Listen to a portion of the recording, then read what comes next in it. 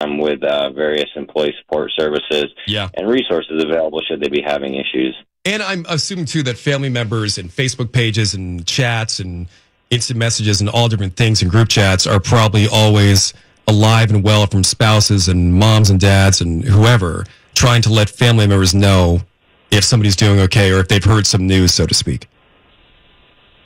Yeah, no, for sure. I mean, we live in an information age, and it can often be the case where, thanks to all the work that public information officers are doing and the local media, a lot can be said about what's out there.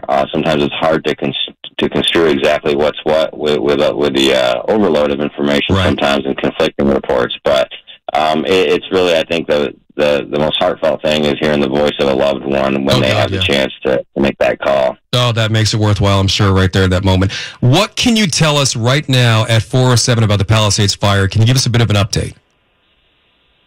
Yeah. So the Palisades fire is currently at 23,713 acres in size, and it is 14% contained.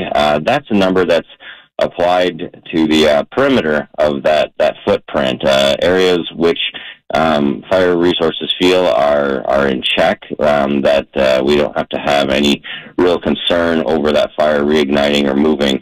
The rest of that number to reach 100% is still being shored up. Those lines are being improved to kind of gradually get us towards that 100% goal. That said, we haven't seen a lot of growth here in the last few days now. The acreage has really only been creeping up ever so slightly as more and more crews and resources are being directed at the fire's containment, including not only the crews on the ground and the engine companies, but of course our air resources that play such a valuable role in ensuring we can get on top of these things. So size-wise, really the fire has been limited in spread as of late and being kept out of new developments. Like I said, crews have really been doing a lot ahead of the fire spread to shore up any of those neighborhoods that might border its path, and to try to provide a structured prep and to really just make sure that things are ready when it comes close. But we are also experiencing red flag conditions through Wednesday evening that are sure keeping us somewhat prepared and just keeping our eyes open. So how do you guys, I assume you pre-position a lot of tanks, pre-position a lot of crews with these red flag warnings and, of course, these winds that are just so oppressive. And coming back today, the middays when they say it's going to be the worst for us, and, of course, continuing in tomorrow, do you have crews in people's backyards? Do you have tankers and engines on certain streets ready in case a fire comes running up one of these canyons? Yeah, so based on expected fire behavior and the trajectory where we consider assets to be most at risk, we will certainly work at kind of from the top down to those local geographic divisions on the ground to figure out where we can best assign resources. And so we'll have engine companies scattered throughout neighborhoods behind homes, as you might say, that border these wildland urban interface areas, or those areas where kind of brushier, more wild terrain might meet more developed areas. So strategically placing resources throughout those communities, those areas, those values at risk, to kind of get ahead of those things and to have the right coverage throughout the fire footprint. How much do you, as a firefighter, and I know you're a PIO right now, how much do you wish that more of us did more of that hardening of our own homes? I mean, I don't want my house to look like it's in the middle of a desert, but they asked me to make sure that I don't have this tree near my house, or I don't have the bougainvillea crawling up the side of my house. Do you guys appreciate the homes that do that, or are you kind of understanding of how the homeowner's like, I don't want to live in a desert?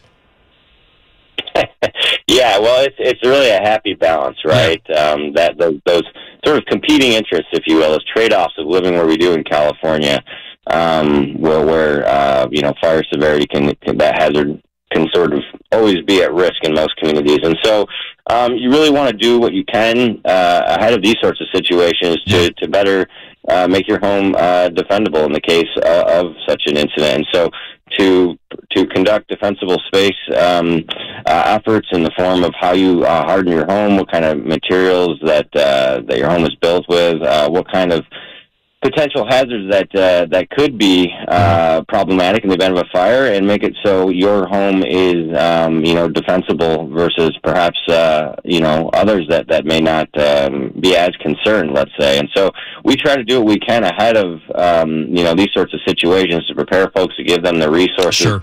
To do the defensible space and brush clearing and things, so that way in the event of something like this magnitude, firefighters feel like they can stand a chance at those properties. I feel like in the go forward, and I was talking about this earlier, I don't know what a firefighter's budget is. I don't know what a county budget is or a city budget or anything. But whatever you need, I'm in. Whatever it is, if you guys want firefighting UFOs, I'm in. I am all on board to support you guys with whatever assets you need, whatever material you need. And I think you're going to find that answer for most people around Southern California as well.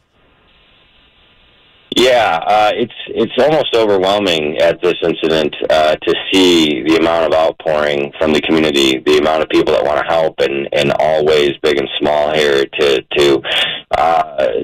give their love and appreciation to the firefighters and those first responders that have come from all over to assist with this. But in all honesty, if we could direct those sorts of resources towards the greater community, those that have been displaced, those that have lost either their homes or family members or things that are precious to them, there's ways to do that locally, and we can't be more thankful for the offering, but at the same time realize that as first responders, we've signed up for this, right? And we understand those tolls that are Sure. played. Yeah, I was talking earlier. I used to be a police officer in Connecticut, and I never went through anything like you guys are going through, honestly. I was writing speeding tickets and responding to domestics in Connecticut. Nothing like this.